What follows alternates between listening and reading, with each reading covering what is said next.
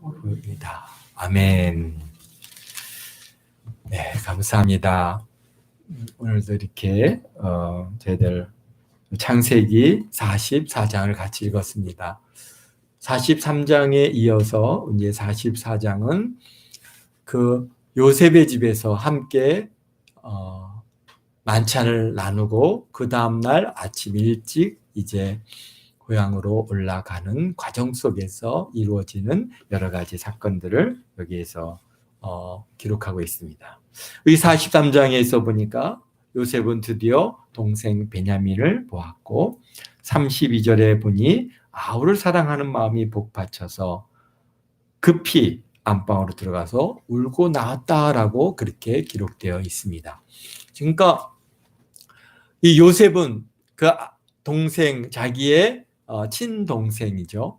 같은 어머니 뱃속에서 낳은 그런 베냐민을 보게 되었을 때 얼마나 그를 사랑하고 정말 얼마나 기쁘고 감사하고 그랬던지 감정이 막 올라오는 겁니다. 그런데 자신을 갖다가 아직 드러내놓지 않았기 때문에 거기서 그런 감정을 표현할 수 없으니까 이제 방에 들어가서 엉엉 울고 그리고 이제 얼굴을 씻고 다시 이제 나와서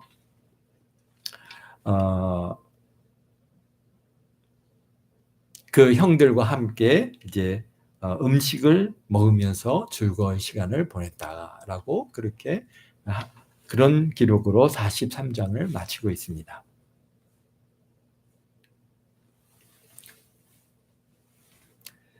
근데 그 형들의 입장은 이거 뭐지? 그런 생각이 들었을지도 모르겠어요. 왜냐면은 요셉의 집으로 이제 자기는 청지기에 의해서 안내돼서 왔지만은 그들이 생각할 때는 끌려온 것 같은 그런 마음이고, 그래서 요셉의 집 앞에서 청지기한테 우리가 지난번에 가져갔던 그 자루에 돈이 다 들어 있었는데요. 그거 우리가 거기다 넣은 거 아니거든요. 근데 그때 지불할 돈과 또 요번에 와서 살 돈을 그렇게 갖고 왔습니다. 라고 얘기할 때 청지기 걱정하지 말라. 그러면서 이제 그들이 요셉의 집으로 안내되었거든요.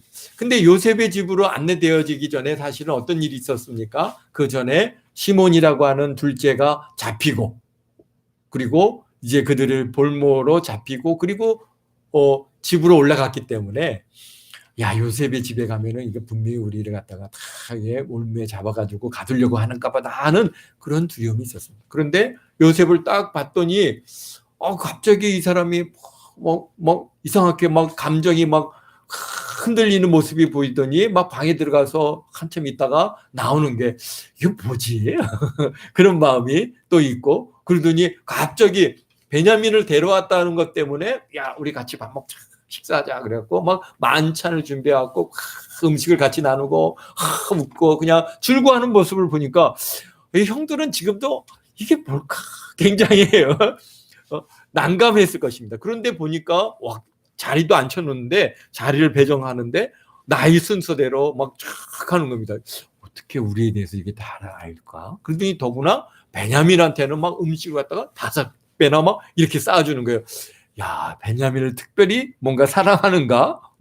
지금 이게 적응이 안 되는 겁니다. 그렇지만은 어쨌든간 즐거워하고 기뻐하니까 그 형들 또 형제들이 같이 음식을 갖다가 기쁜 마음으로 먹은 거죠. 그러면서도 어떤 생각을 했을까요? 왜 베냐민한테는 더 이렇게 많이 주는가? 그런 생각을 좀 해보지 않았을까요? 전에 같으면은 그러면서 하나님가 그런 생각도 했을 것 같아요.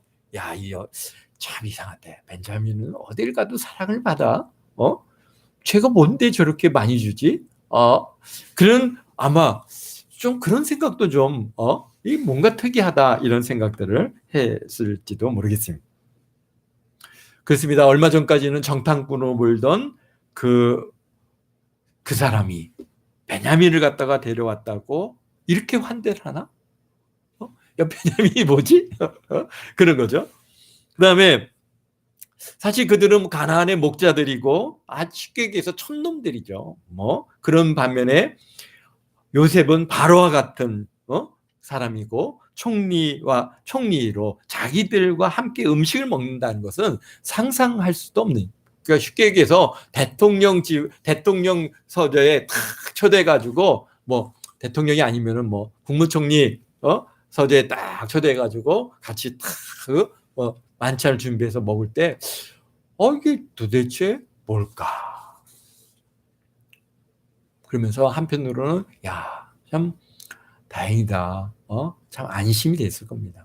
그래서 얼마나 그 즐거운 마음으로 식사를 하고, 그리고 이제 그 밤을 즐겁게 보내고, 아침에 이제 곡식을 실은 마대를 다 싣고, 그리고 고향으로 돌아가기, 그런 과정입니다. 그러나 요셉의 입장은 어땠을까요? 여기 우리가 44장을 쭉 읽어보면은 요셉은 한편으로는 즐겁고 베냐민을 본 것으로 인해서 참 기쁘고 즐거웠는데, 그 동생을 만난 기쁨과 사랑하는 감정이 북받쳐 와도 동생을 동생이라고, 형을 형이라고 부르지 못하고 자기 자신을 숨기는 이유는 또 뭘까요?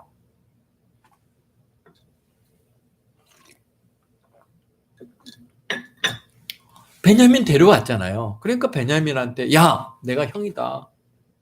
그다음에 형님들, 내가 당신들이 판 요셉입니다. 라고 얼마든지 얘기할 수 있었을 텐데 그러지 않았어요. 즐거워하는 형들과 동생을 보면서 또 완전히 그들과 함께 한 마음이 돼서 즐기지 못하고 있다는 것을 우리가 보는데요. 바로 오늘 44장에서 그 결과들이 나오는 것이죠. 그 44장에 요셉의 의도가 그대로 드러나고 있습니다. 뭡니까? 베냐민에게 누명을 씌워가지고 베냐민을 갖다가 애굽에 딱 붙들어 놓고자 하는 그런 계획이 있었던 거예요. 응? 어떻게 그런 계획을 세웠습니까? 쉽게 얘기해서 오늘날로 얘기하면 함정을 판 거죠. 함정을 파가지고 참 올무를 씌우는 이런 일을 당할 때 우리가 일상적으로 보면은요, 그렇게 함정에 어떤 사람이 의도적으로 우리를 갖다가 해코자 하려고 함정을 갖다가 만들고 거기에 걸려들게 할 때 사실 그것을 피한다는 것은 굉장히 어려운 일입니다. 그리고 내가 무고하다고 하는 것을 아무리 주장해도 그 주장이 받아들여지지 않는다고 하는 사실. 우리가 그런 일들이 참 많았죠. 얼마 전에도 우리가 화성 살인 사건에 어떤 사람이 30몇 년을 갖다가 옥살이를 하지 않았습니까? 그 사람은 자기가 안 했다고, 절대로 안 했다고 그렇게 했음에도 그것을 갖다가 그게 정말 밝혀지는 데는 30년이 넘는 그러한 시간이 걸렸던 것을 우리가 보게 되는데요. 그러니까 왜 그랬을까요? 여기서 베냐민이 절대로 나는 그러지 않았습니다라고 분명히 얘기했을 겁니다. 어떻게 우리가 진행되는가 한번 보겠습니다. 요셉이 그의 집 청지기에게 명하여 이르되 양식을 각자의 자루에 운반할 만큼 채우고 각자의 돈을 그 자루에 넣고, 그리고 내잔 곧 은잔을 그 청년의 자루 아기에 넣고 그 양식값도 함께 넣으라 하매 그가 요셉의 명령대로 했습니다. 어떻게 했다는 거예요? 요셉이 자기의 은잔을 갖다가 그 청년이 누굽니까? 바로 베냐민이죠. 베냐민의 자루에 아귀에 넣고 거기에 또 양식값도 함께 넣고, 그리고 오라는 것이죠. 그러니까 이 곡식을 갖다가 판매하고 그것을 나누는 일에 있어서의 주 업무는 누구야? 청지기가 하는 일입니다. 그렇기 때문에 이거 자루를 갖다가 그 청지기가 다 그 자루에다가 곡식을 넣으니까 이 형들이 가갖고 곡식을 제대로 넣나 안 넣나 그걸 지켜볼 수조차도 없습니다. 그러니까 청지기가 자기가 마음대로 할 수 있는 거예요. 그러니까 탁 넣고 돈도 집어넣고 그리고 거기다 은잔도 넣은. 그런데 형들은 또 우리 이 11명의 형제들은 아무도 모르는 것이죠.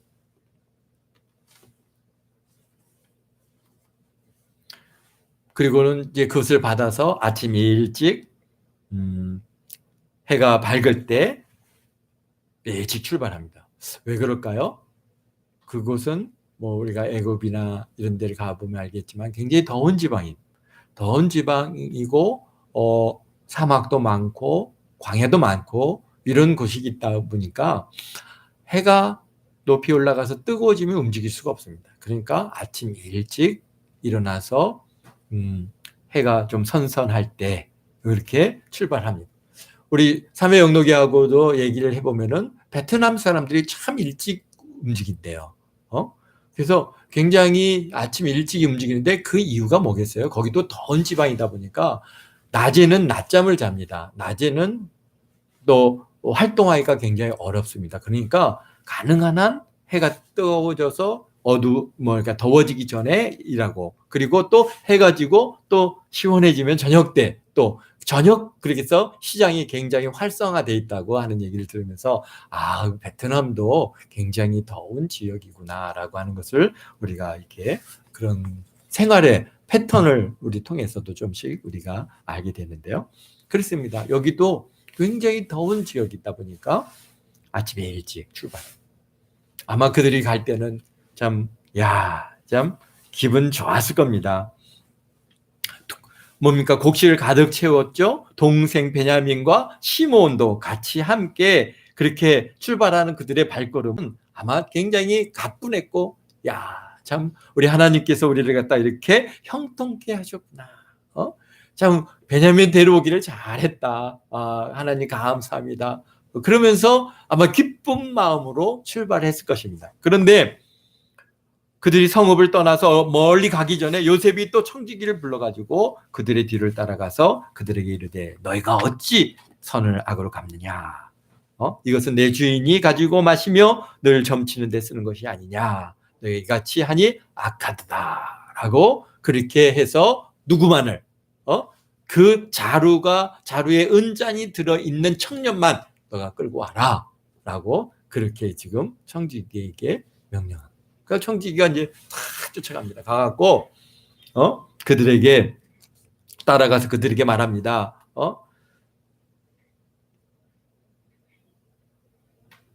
뭐라고 합니까? 어떻게 너희들이 이렇게 선을 악으로 갚느냐? 왜요? 어떻게 선을 악으로 밤밥 음식 잘 대접해 줬잖아요.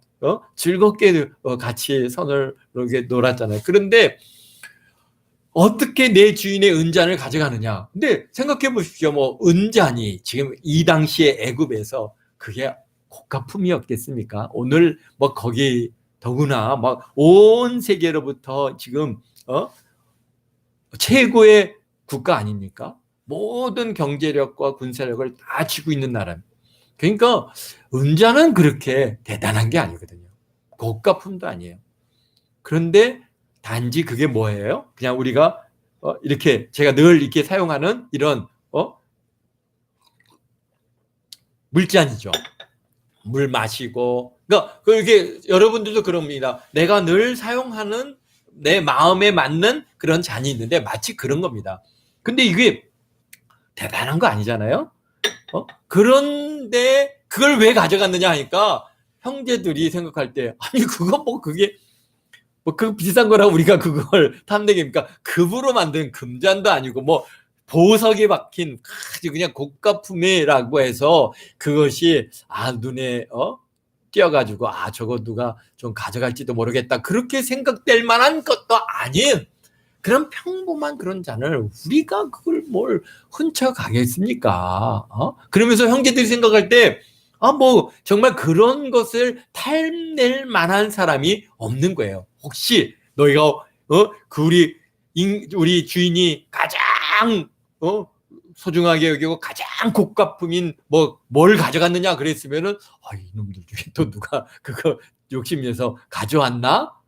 그렇게 하면서 아이고 이거 죄송한데요. 우리가 뭐 어떨지도 모르니까 형제들 불러 너 가져갔냐 아마 그렇게 했을지도 모르겠어요. 그런데 문장 그거 흔해 빠진 거거든요. 그거 뭐 그렇게 뭐 번쩍번쩍 빛나는 것도 아니고 욕심낼 만한 물건이 아닐까? 형제들이 뭐라고 합니까? 우리는 결단코 안 했습니다. 그들이 여기 7절에 그에게 대답하여 내 주여 어찌 이렇게 말씀하십니까? 당신의 종들이 이런 일을 결단코 자신이 있었어요. 왜 그렇습니까? 그들이 안 했거든요. 누구나 한 사람이라도 그걸 했다면은 서로 눈짓하면서 혹시 너가 했어? 너가 했어? 아닌데요? 안 했는데요? 안 갖고 왔는데요? 다들 그러니까 어떻게 했어요? 절단코 안 했습니다. 왜 그래요? 지금 올무에 잡혀 있는 거거든요. 이거는 쉽게 얘기해서 누가 함정을 파놓은 것이기 때문에 그 당한 사람은 자기가 안 했기 때문에 아주 자신 있게 나는 안 했습니다. 절대로 안 했습니다. 라고 얘기하는 겁니다. 그러면서 그들이 얘기합니다. 혹시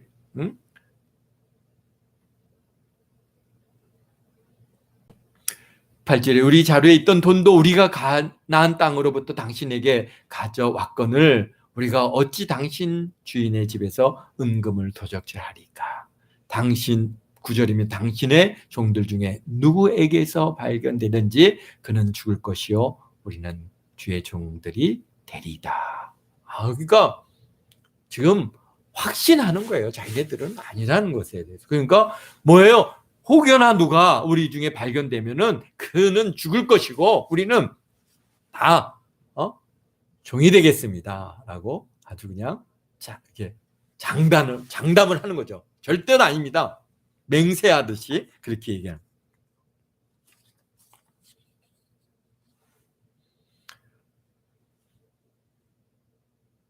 그자 10절에 그가 이르되 그가 누굽니까? 청지기죠. 그러면 너희의 말과 같이 하리라. 그것이 누구에게서든지 발견되면 그는 내게 종이 될 것이요 너희는 죄가 없으리라. 지금 이 청지기는 자기가 거기에 숨겨놓은 걸 자기가 알거든요. 이거는 올무로 이게 의도적으로 해놓은 것이기 때문에 이 오이콘이 그래 잘 됐다. 너희들 다 필요 없고 그 자루에서 나온 그 사람만 내가 끌고 가겠다라고 하는 것이죠. 그러니까 그들이 급히 자루를 땅에 내려놓고 자루를 각 풉니다. 보십시오. 없습니다. 없습니다. 없습니다. 그래서 나이가 많은 자부터 시작해갖고 적은 자로 가는데 맨 마지막 베냐민이 그 자기 자루를 딱 여니까 그 자루에서 뭐가 나온 거예요? 그 잔이 베냐민의 자루에서 발견된지라. 야, 그때 그들의 형들의 심정은 어땠을까요? 이야, 이거 큰일 났구나. 응?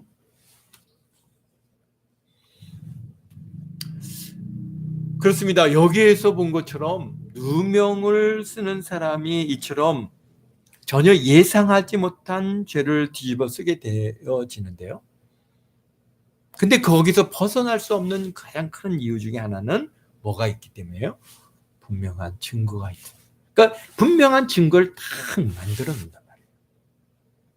이 악한 자들의 그러한 올무에 우리가 참 그래서 악한 자들의 올무에 빠지지 않게 해달라고 하는 우리의 이 기도가 얼마나 필요한 것은 나는 안 했는데 그런데 뭐가 있어요? 증거가 나타나는 거예요.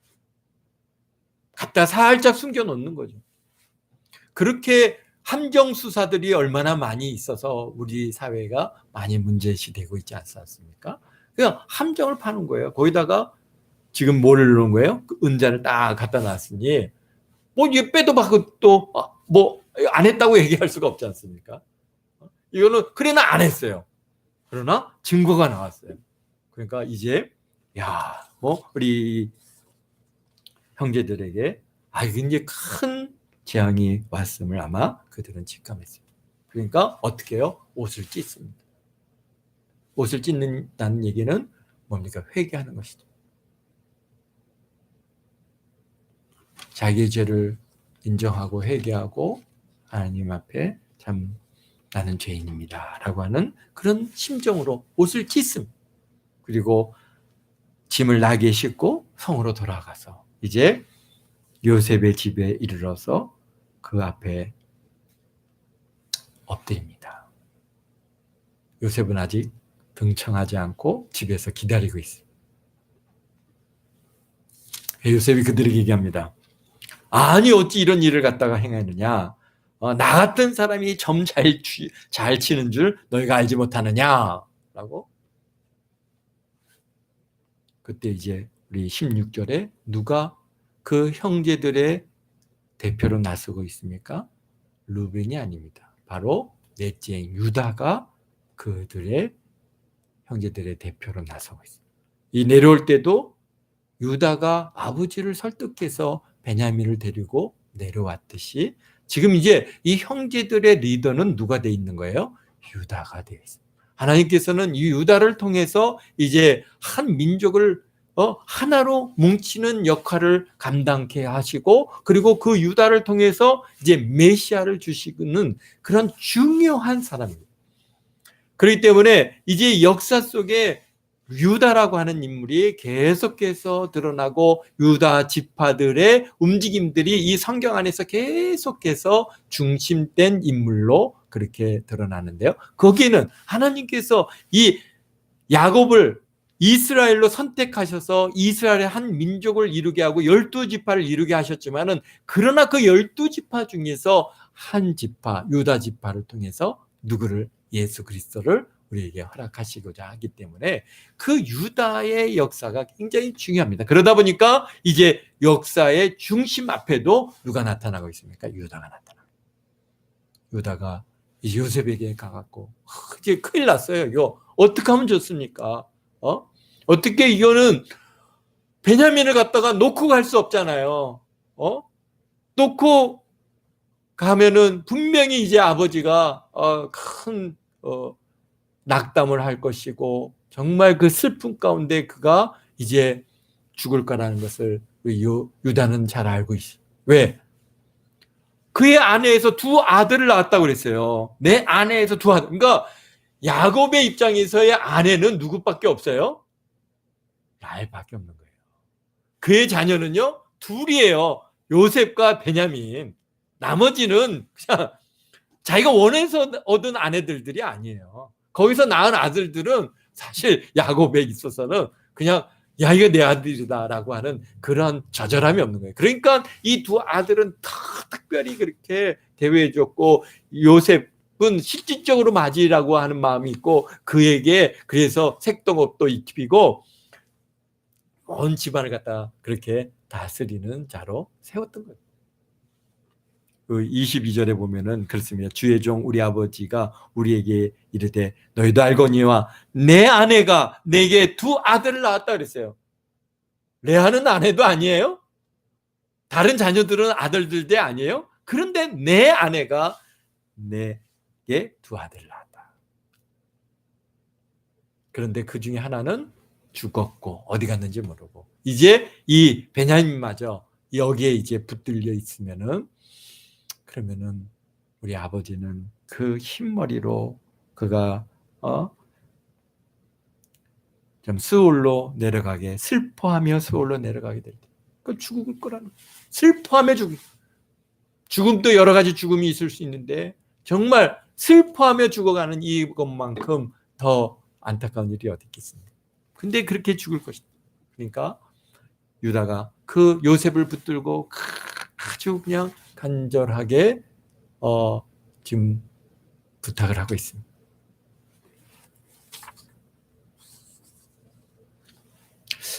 아마도 지금 요셉이 이런 계략을 세우는 배경에는 바로 어떤 일이 있었습니까? 자기를 갖다가 지금 뭐 한 30년, 벌써 27, 8년 가까이 됐으니까 지금 뭐 거의 한 30년 전에 있었던 형들의 모습이 그렇게 분명하게 떠나가요. 형들이 자기를 갖다가 시기하고 미워하고, 그래서 자기를 죽이려 했고, 심지어는 이제 종으로 팔아서 애굽으로 내려오게 됐는데, 그때 그 형들의 마음이 지금도 어떤가 하는 것을 갖다가 아마 보고 싶은 마음이 있어요. 베냐민, 요셉의 두 번째죠. 베냐민도 아버지가 특별히 사랑하는 아들이고, 또 와서 보니까 베냐민을 갖다가 더 귀하게 여겨주고 막 음식도 5배로 줄 때 형들이 그것을 보면서 전에 자기를 갖다 시기하고 미워했던 마음, 그런 마음이 혹여나 아직도 갖고 있는가라고 하는 것에 대한 아마 그런 확인을 하고 싶은 마음이 아마 있었지 않았을까 봅니다. 그런데 어때요? 전에 갔던 형들이었으면 어떻게 했겠어요? 베냐민을 갖다가 이렇게 붙들고 너희들은 가라 그랬을 때, 아유 감사합니다. 우리는 우리가 지은 거 아닙니다. 이 베냐민 그냥 여기 두고 우리 형님들 우리 갑시다. 우리도 살아야 되잖아요. 그러면서 아마 베냐민을 버리고 갔을지도 모르겠어요. 그때는 얼마든지 요셉을 갖다가 팔아버릴 정도로 그렇게 그들의 심정이 강팍해져 있었는데, 그 요셉을 판 이후로 형제들 간에 계속 여러 가지 문제들이 있었고, 유다는 형제들을 떠나 살았고, 그러면서 그들이 이제 자녀를 낳고 키워가다 보니까 이 자녀에 대한 그 애틋한 마음, 아버지가 왜 그렇게 요셉과 베냐민을 사랑하는지, 이런 것들을 그들이 충분히 이해하고 알게 된 것이죠. 그러다 보니까 세월이 지나서 이제 베냐민이 또 그러한 위치에 놓이게 될 때 유다가 앞장서서 요셉에게 간절히 부탁하지 않습니까? 나를 대신 여기에 묶어두고 베냐민은 돌려보내달라. 그래야 아버지가 산다. 그러니까 아버지에 대한 그 부정의 마음을 이 자녀들도 이해하고 알게 됐고, 그래서 그 나이 많은 그런 야곱을 이 아들들이 존경하고 사랑하고 하는 이 가정이 사실 실질적으로 다시 회복되어져 있는 이 모습이 우리 요셉으로 하여금 감동을 받게 되어지는 그런 귀한 은혜가 있었을 줄 믿습니다. 그렇습니다. 우리 가정 안에서도, 저희 가정도 이렇게 들여다보면은 저희가 자랄 때 참 굉장히 갈등이 많았습니다. 서로 갈등이 많았는데 이제 나이가 50이 되고 60이 되고 이렇게 되면서 이제 그 삼회 할아버지에 대한 이해들도 우리 형제들이 다 이해가 되고, 그러면서 우리 형제들이 다 이렇게 서로 화목해져 가는 이 모습을 보면서 그래 참 부모를 우리 사랑하는 이 유다가 그 가정의 이제 머리가 돼서 가정 전체를 하나로 그렇게 회복시키고 하나가 되게 하는. 왜 그랬습니까? 하나님께서는 야곱을 통해서 한 민족을 이루게 하시고, 그리고 이스라엘이라고 하는 한 국가를 형성하게 되고, 그리고 그를 통해서 누구를, 예수 그리스도를 주셔야 되기 때문에 이들이 서로 그냥 다투고 뿔뿔이 흩어지고 이렇게 되면은 안 되는 거거든요. 그러니까 그들을 하나로 묶는 이 중요한 일에 있어서 요셉을 사용하시고, 또 야곱을, 또 베냐민을 하나님께서 또 쓰시는 이 과정을 우리가 보게 됩니다. 언제든지 우리도 마찬가지인 것은 참 어려움이 올 때, 고난이 올 때일수록 더 우리가 하나가 되고 더 한 마음이 돼서 우리가 서로 위로해서 기도해주고 서로를 돌봐주는 그런 우리 동학교 모든 성도들 다 되시기를 주님의 이름으로 기도드립니다.